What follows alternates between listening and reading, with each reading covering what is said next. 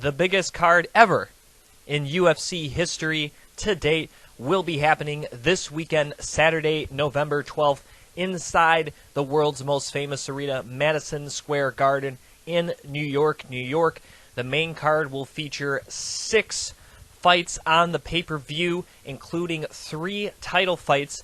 The first time, I believe, since UFC 31 that 3 titles will be defended inside of one night, and only the second time ever has 3 titles ever been featured on one single night of fights. The undercard is also very stacked as well for UFC 205. 6 fights on the undercard, 2 on the UFC Fight Pass.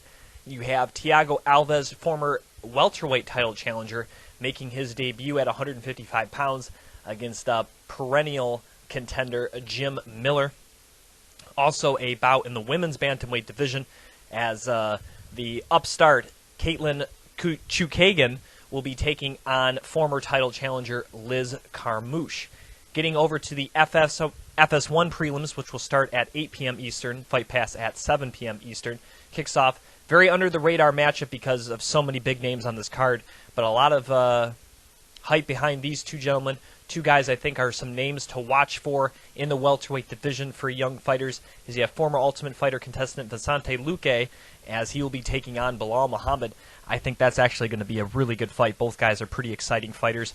Also, longtime UFC competitor Tim Boesch will take on 14th ranked Rafael Natal in the middleweight division.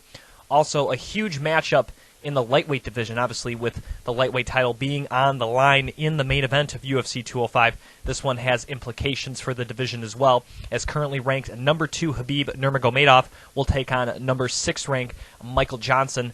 If Khabib can get by the guy the caliber of Michael Johnson, Khabib's next fight may very well indeed be for the UFC championship. And if Michael Johnson can do what no one has been able to do in 23 fights, and that's beat Khabib, Michael Johnson also may have punched his ticket to a title shot, considering he has the only victory over Tony Ferguson in the Ultimate Fighting Championship. Ending the FS1 prelims will be former lightweight champion Frankie Edgar, who's currently ranked number 2 in the featherweight division, where this bout will take place against currently ranked featherweight number 7 Jeremy Stephens.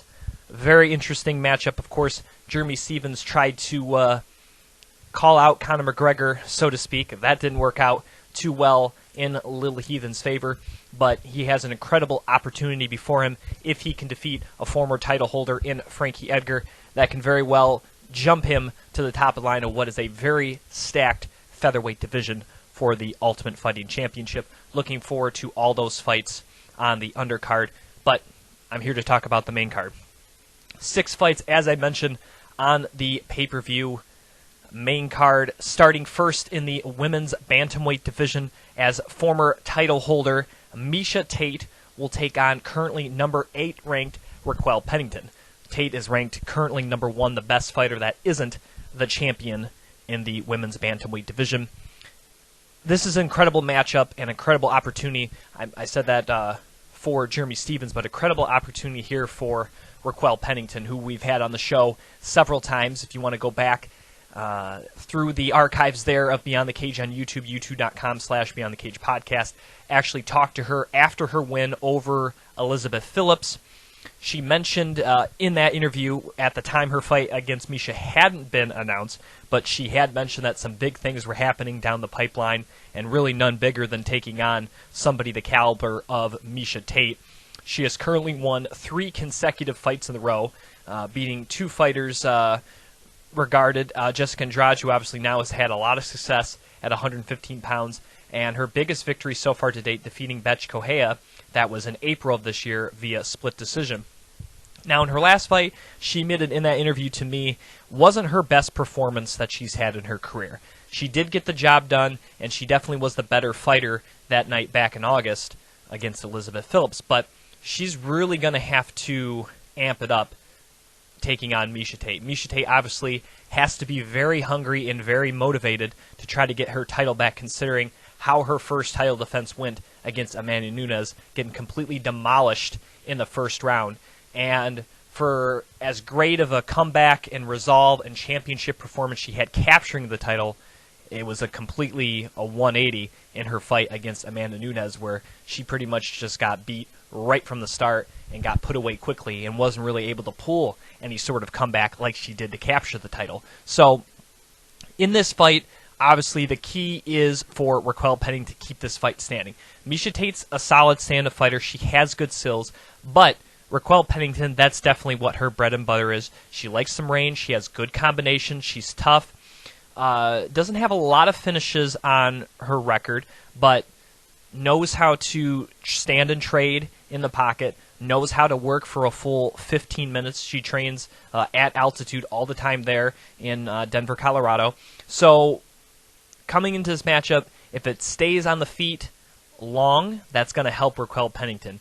What Miesha Tate needs to do is obviously work the jab to get inside, or throw big overhands to get inside, get to the clinch, and really make Raquel work with her back up into the cage and try to get this down, because Raquel's not a submission expert. Yeah, she has a couple of nice submissions off the record, but that's from her hurting a girl and then going for a submission, not necessarily her catching people off her back.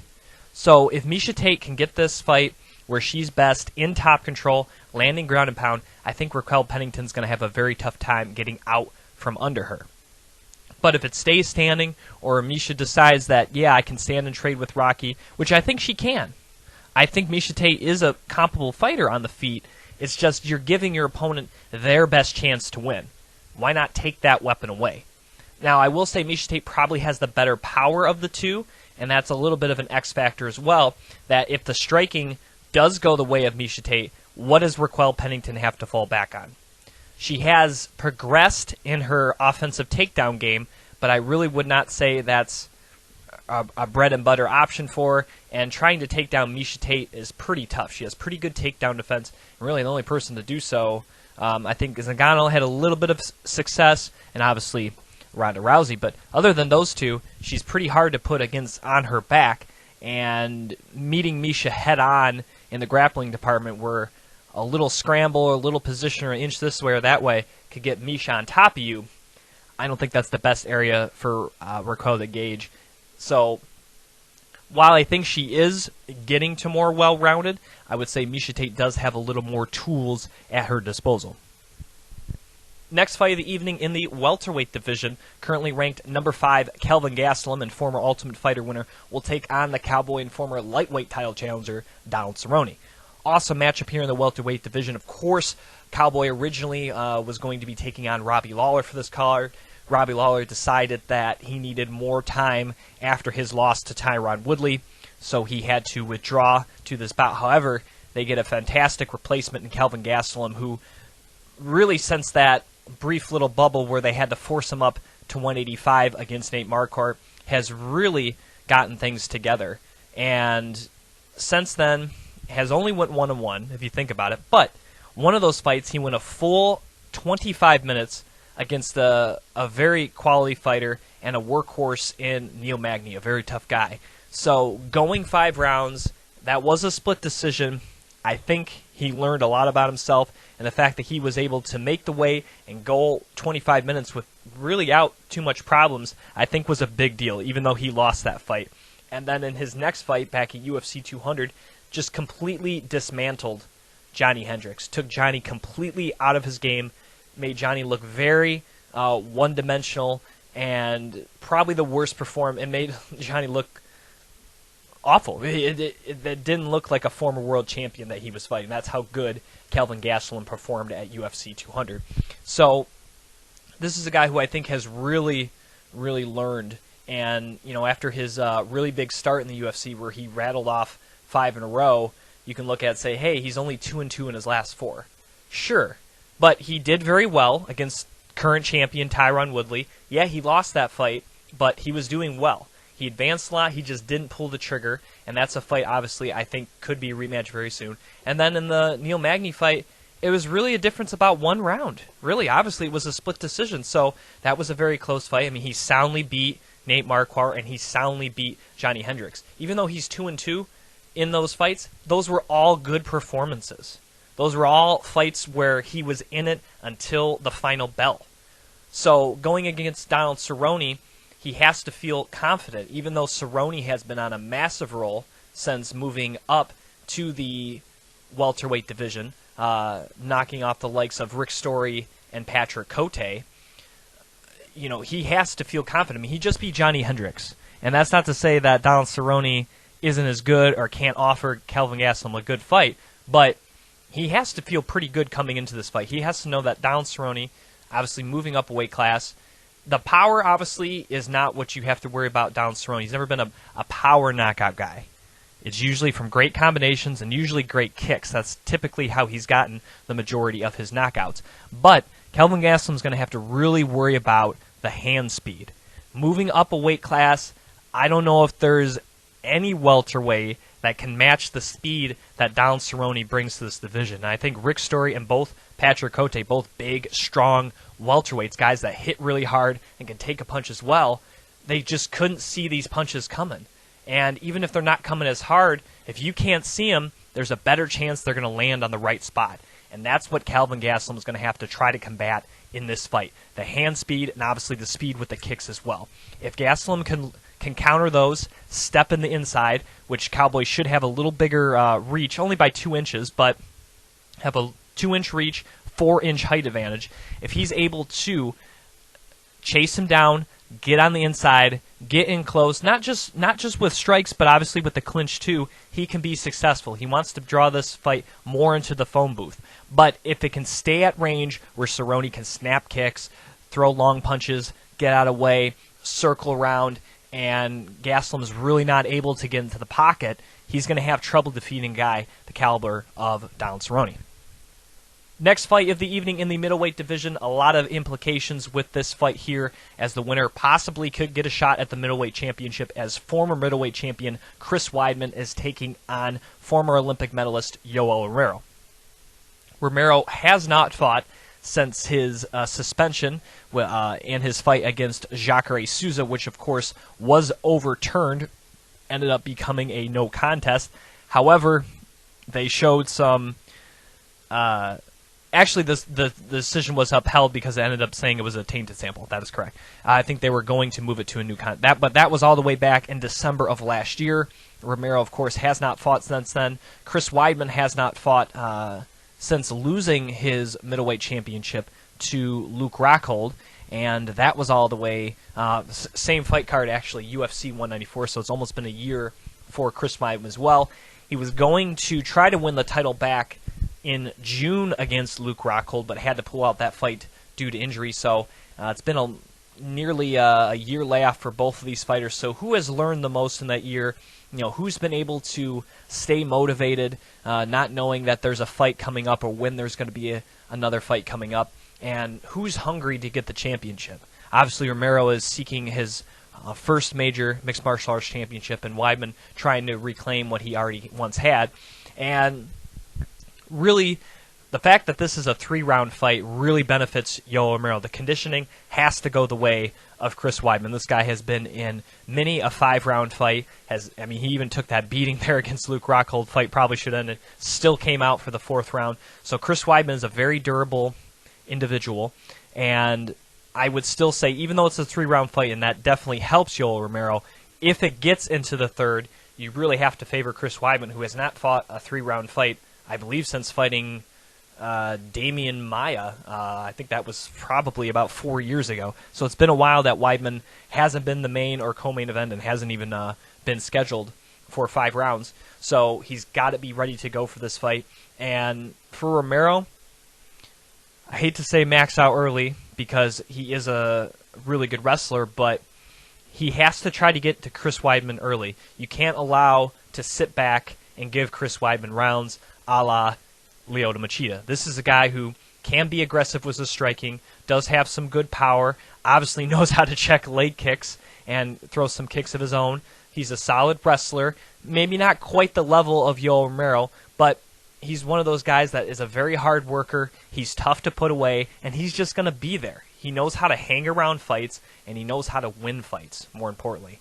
And for Romero, if he's not ready to work in this fight, he's going to get another loss.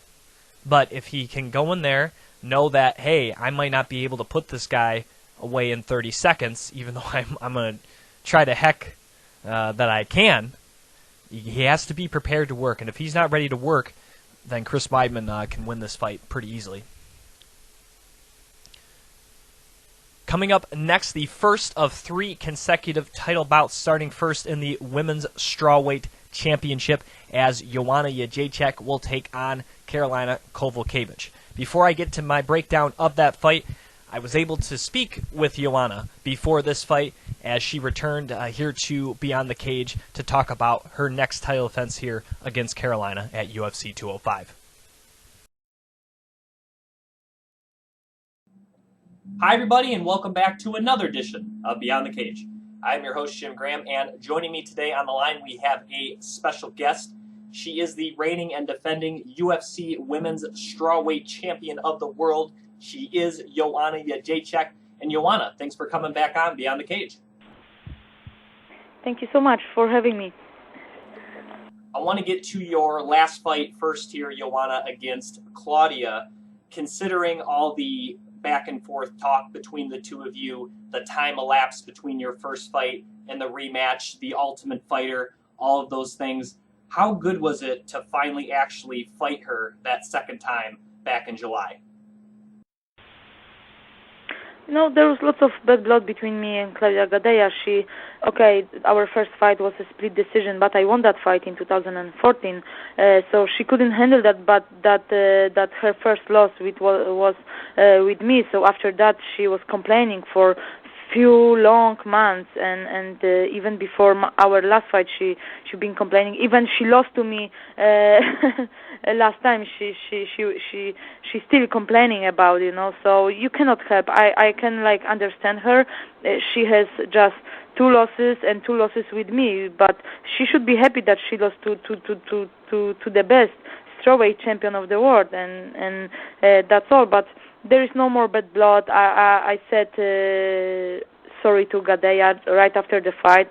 I don't know if I had to do this or not, but I felt like I did that for myself, because I don't like to be in the bad relation with people. But it was good fight. I think that I put a big dot on I, and I proved that I'm the right person and I'm the right strawweight champion. Looking at how that fight went down against Claudia, obviously she had a lot of success in the first 2 rounds, and you were able to turn the tables on her starting in the 3rd round and finished really strong to the eventual victory after the 5th round. And what was keeping you motivated, and what was going through your head entering that 3rd round after the first 2 rounds where she was able to take you down a couple of times? It was fate, and I always believe in myself. You cannot stop if you don't believe in yourself. You don't. I was like, even I lost the first one and the second, I was like, no, I'm still going to win this fight, because I was like, I did my job in the first 2 rounds. Claudia was strong, but she was strong just for 2 rounds. And come on, how you want to be a champion if you have gas just for 2 rounds, or you don't have idea how to beat the champion, and take the belt away from the champion. So after at the end of the 2nd round, I saw that Gadelha was very tired. She didn't have the right idea to finish the fight. So I just took my chance and won the fight. But I did my job in the first 2 rounds. She of course she took me down a few times, but I was up anytime. She took me down.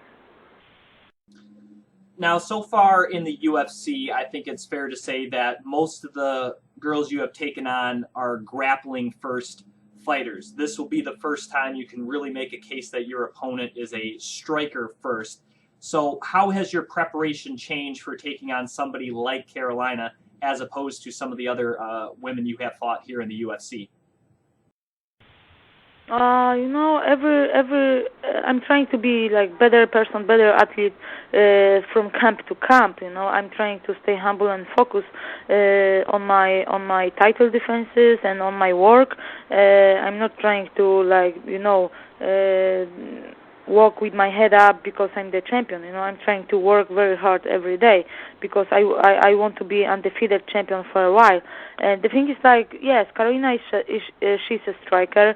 I heard that she wants to exchange the punches in this fight, but I like this, I like the idea, and I heard that she has amazing plan to beat me and take the belt away from me, but it's not going to happen, I'm the best striker and the fighter in the strawweight division.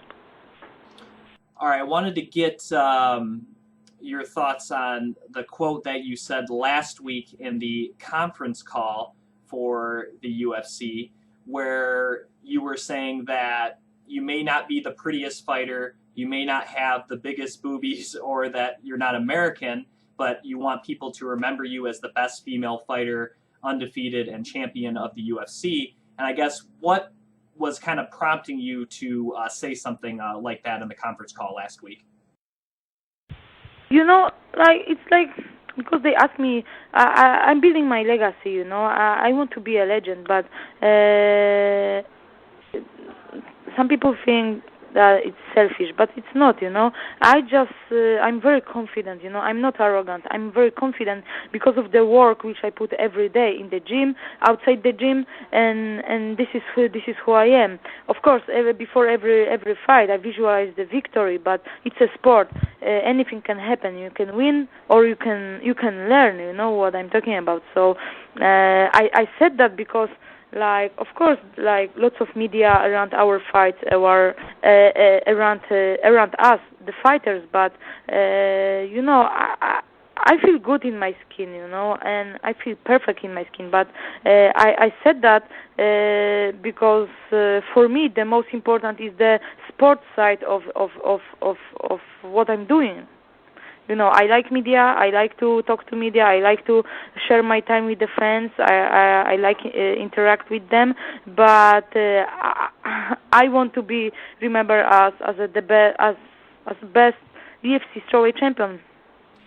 Now, of course, unlike your other UFC fights, you have been training at American Top Team for this fight. You have done most of your training so far in your career at home in Poland. So even though it's been a few months, what do you feel has been the biggest change from training at home in Poland to training down there in Coconut Creek, Florida?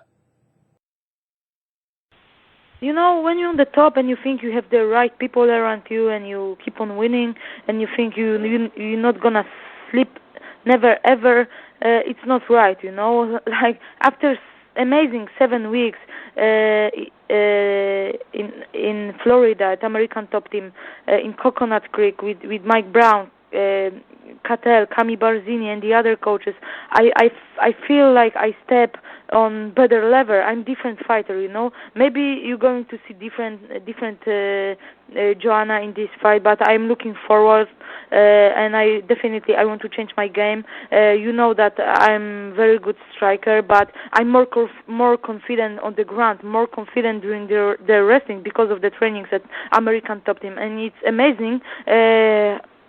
How many things I learned for a short time of 7 weeks. Okay, maybe it's a long distance, but honestly, isn't it, All right, Joanna, I'll get you out of here with this. Of course, you're taking on Carolina Kowalkiewicz at UFC 205 for your strawweight championship. What do you feel you have to do to be successful against her on Saturday night?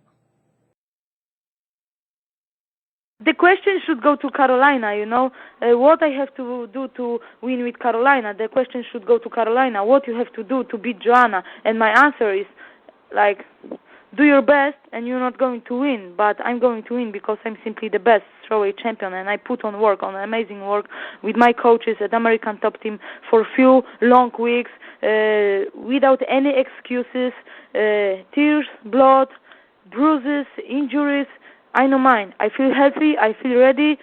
I'm 100% going to win this fight, and you're going to hear and see, and I will put on great fight November 12th at Madison Square Garden, UFC 205.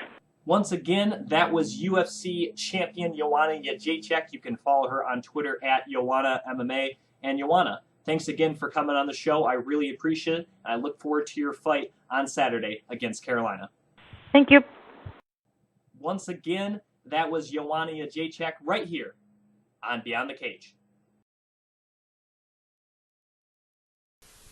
Getting to the breakdown here, Joanna versus Carolina. And once again, thanks to Joanna for returning to the show. I appreciate the time to talk with me here on the program. This fight here is very interesting because, as I asked her in the interview, this is the first time she's really taking on a fighter that's a striker, that can really actually have a chance to mix it up with her. All the other fighters she's taken on so far in the UFC, I should be specific there, have really been grappling-based fighters. So once Joanna was able to take away that grappling aspect, keep the fight on the feet, she was able to tear through those other women. Carolina, not the same. This is a girl who can legitimately strike with Joanna. However, even though both come from a Muay Thai kickboxing background, Carolina really specializes up close and in the clinch. She's really good with short elbows, knees to the body, and also knows how to exit from the clinch well with good strikes to the head.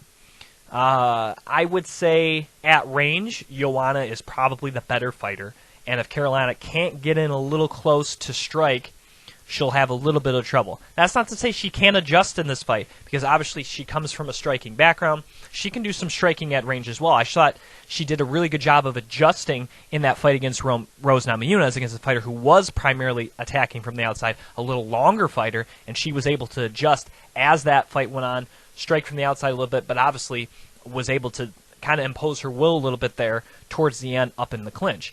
And another thing about this fight is Carolina's never been 25 minutes. Joanna's done it a few times now, and she's been able to keep an incredible pace up that whole amount of time. So even if Carolina has success early, can she sustain that a full 25 minutes? So far, nobody has been able to stave off the pressure of Joanna Jedrzejczyk. Claudia hasn't been able to do it. Obviously, Jessica Penne, Valerie Eternal, they weren't able to do it. And can Carolina do it? Can she keep up with Joanna for 25 minutes? That is a very huge factor here. Not to mention, out of the other fighters here on the main card, she's never really been I know this is UFC 205, this is a huge stage, but she's never been in a main event before. She's never fought for the championship before. She's never been in, I think technically her fight was a co-main event against Rose, but what I'm saying is she's never really been in a situation with the spotlight and a high-profile fight before. And now all of a sudden she's taking on Joanna Jedrzejczyk.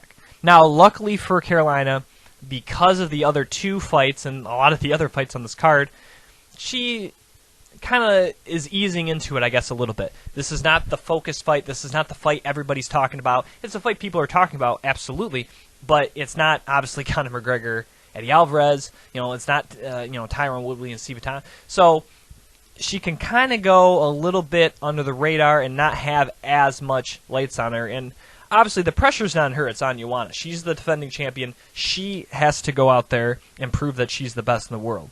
So for Carolina, she can kind of come in this a little bit with the less pressure off of her, and that could be a good thing for a fighter that doesn't have as much fairies fighting these big-time fights like some of the other people on this card. Co-main event of the evening for the welterweight championship. The champion Tyron Woodley puts his title on the line for the first time against the Wonder Boy Stephen Thompson. This one's pretty simple. I think if it stays striking, Stephen Thompson has proven that he can outstrike anybody in this division, and he is fantastic at it. His karate styling is very hard for people to bring training partners in. It's very hard for others to mimic. He has that wide base, great lateral movement. With that front leg, he basically is kind of almost tempting you to take that one leg as he's taking on wrestlers, and he knows that's what you have to grab. There's no other where to grab, and he's been really able to do a good job of keeping people off of him with his incredible balance and footwork and speed. And once he's been able to stop the takedown, he attacks mainly with kicks, but he's been mixing in a lot of his boxing as his UFC career has grown and can throw some nice hands as well. So this is a fight for Tyron Woodley where he really has to be careful. This is a guy who's lost a couple fights from being pressured. Now, obviously, he did win his fight against Calvin Gastelum, I was talking about earlier, but that's a fight where he looked really bad. He really got pressured up against the cage and didn't really do a lot to stop it. Same thing with the Rory McDonald fight. And this is a fighter who can absolutely pressure you with his footwork and his feints. And if Tyron Woodley has not fixed that part of his game, which I haven't seen yet, obviously he was able to catch Lawler before that became an issue, and he can absolutely do that to anyone in the division, catch them with an overhand right and have their night end right there. But if he hasn't corrected that part of his game where he can circle or counter back with a kick to create space for himself, then he's in for a bad night, and a night where he's going to lose his championship. But if he corrected how to handle that pressure, whether that's, like I said, circling more, whether that's trying to attack with some sort of push kick or teat, as Mike Goldberg likes to say, to create space for himself, or counter with trying to clinch and going to a successful takedown, then that's what he needs to do. That's his key to victory, how he's going to handle that pressure. Because catching Stephen Thompson with the overhand right, if that's what you're banking on, I don't think you're going to do it. Many have tried, and no one has succeeded. So if that's your A plan is catching him with the right hand, you're not going to win the fight. Plain and simple. At least in my opinion. Main event of the evening, and what promises to be one of the biggest moments in UFC history, with Conor McGregor attempting to become the first ever simultaneous UFC champion, and he would also join BJ Penn and Randy Couture as the only other fighters to win a title in two different UFC weight classes. As the featherweight champion of the world, as I said, the notorious one, Conor McGregor will take on current UFC 155 champion Eddie Alvarez, who will be making his first title defense. Obviously, Conor McGregor was able to avenge his loss early this year to Nate Diaz, defeating him in the rematch at UFC 202, and was able to win a 5-round decision over the former Ultimate Fighter winner. And I think in the process did answer some questions. He did answer, could he go 25 minutes? Yup. Could he survive the punches and bunches of Nate Diaz and succumb to grappling with him? Yup. Could he stop the takedown if Nate decided to take the fight there? Yup. All answered. And was he able to do so without overextending himself like he did in the first fight? Absolutely. Really, other than I think there was a moment there, I think it was the third or probably the fourth round, where Diaz really started to get on a roll. I would say that was really the only bad round Conor had. Now, Eddie Alvarez is a completely different fighter than Nate Diaz. He's obviously a little shorter, a little stockier, a little buffer, a little stronger, I would say, and hits a hell of a lot harder and throws a hell of a lot harder. For Conor McGregor, a guy, like I said about Stephen Thompson, has that wide base, the karate stance. He knows how to move in and out of the pocket well. He really has to be on that on Saturday night. He can't allow Eddie Alvarez to get inside and land bombs. Can't allow Eddie Alvarez to push him up against the fence. He can't allow Eddie Alvarez to really threaten with takedowns. And those are all things he's, for the most part, has been able to do in his UFC career.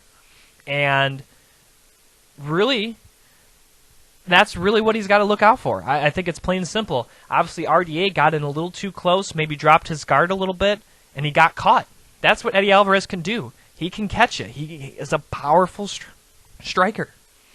However, Conor McGregor is a guy that really prides himself on not getting hit and moving, and I think it's going to be hard for Eddie Alvarez to touch Conor McGregor with a big right hand. I really do. I think it's going to be hard for him to do.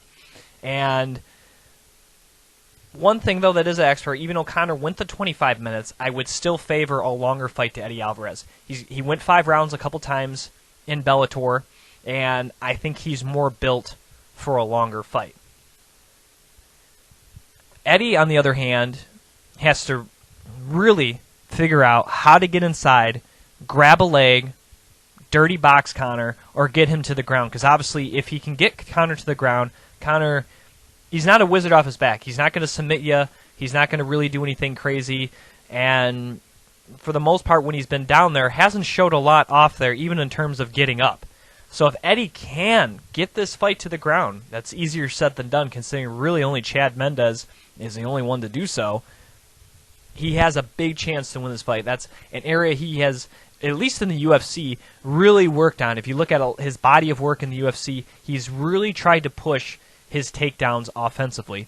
And that's an area that is an X factor. However, I don't know if he'll be able to pull it off. It will be interesting to watch him attempt to do that and get inside and try to land one of those powerful bombs. With that said, let's get to picks here. UFC 205 main card on pay-per-view, Madison Square Garden, New York, Saturday, November 12th. I can't wait. Raquel Pennington against Miesha Tate for the women's bantamweight division. I really like Raquel Pennington, obviously a friend of the show, but I think that the takedowns and obviously the threat of the takedown by Miesha Tate will be hard for Raquel Pennington to stop for a full 15 minutes, so I'm going to go with Miesha Tate to win this one. Kelvin Gastelum against Cowboy Cerrone. Even though Gastelum's the higher-ranked fighter, I think it would be an upset for some people to have Gastelum win, but I'm going to go with Kelvin Gastelum. I think that the way he has matured and progressed in his career in the last 4 fights are really encouraging to me, and that's not to take anything from the role Donald Cerrone has been in at 170. He obviously can win this fight, but I really think Kelvin Gastelum is ready and ready to make a name for himself in this division. Chris Weidman against Yoel Romero. I think Chris Weidman is going to be able to tie up Yoel Romero, not allow Romero to land some of those big power shots that he's capable of. I think he's going to grind down Romero, and I think he's going to break Romero, and I think he's going to get a decision victory, possibly a late knockout or submission finish in this one. Joanna Jedrzejczyk against Karolina Kowalkiewicz. I think Karolina can keep up with Joanna for maybe 2-3 rounds tops, but I think eventually Joanna will be able to do what she does best, just put up strikes, just put that output up, and Carolina's not going to be able to rebound from it. She's not going to be able to get inside, and if she does, she's going to be rewarded with some nasty punch and kick combinations. And forget trying to take her down, because I don't think she can accomplish that. Claudia did her best, and Claudia is a much better grappler than Carolina, and she could not sustain that style of offense against Joanna. So I'm going to go with Joanna to defend her championship. Tyron Woodley against Stephen Thompson. As I mentioned with the breakdown, if Woodley has made those adjustments that made him unsuccessful in the Gastelum and Rory McDonald fight, he could win this fight against Stephen Thompson. However, I haven't seen anything yet so far in his body of work that has suggested that he's figured out that flaw in his game. And that plays right into the hands of the Wonder Boy Stephen Thompson. So I'm going to go with Stephen Thompson to win the welterweight championship. Conor McGregor against Eddie Alvarez. Eddie Alvarez certainly has a puncher's chance. That's how he won the UFC championship. However, I don't think the thing that made him win the championship against RDA, that's not going to work against a guy like Conor McGregor. And yeah, he's moving up 10 pounds, but for the most part, he's a pretty solid lightweight. He's not the biggest, he's not the smallest, and I think the size thing, he'll be just fine in there, and he'll be able to stay at bay, pepper Alvarez with quick, precise shots, as he likes to say, and possibly put this thing away in the second round. So I'm going to go with Conor McGregor to be the first simultaneous champion and the third ever champion in 2 different weight classes in the Ultimate Fighting Championship. Once again, I would like to thank my supporters here of Beyond the Cage. Of course, MMAFightClub.net. You can check out their website, listen to Beyond the Cage, and of course, they started as the great Facebook blog, facebook.com/MMA Fight Club. Like their page today and join the discussion. I also like to thank Izzy Garcia. Always a big fan of the show. I appreciate him retweeting the show. Adam Nelson, Gorilla Bear, the great MMA-inspired artist, always supporting Beyond the Cage. AJ Hiller at MMASignaturesUSA.com. I'd like to thank him for the opportunity of me being involved with him and obviously him supporting Beyond the Cage in return.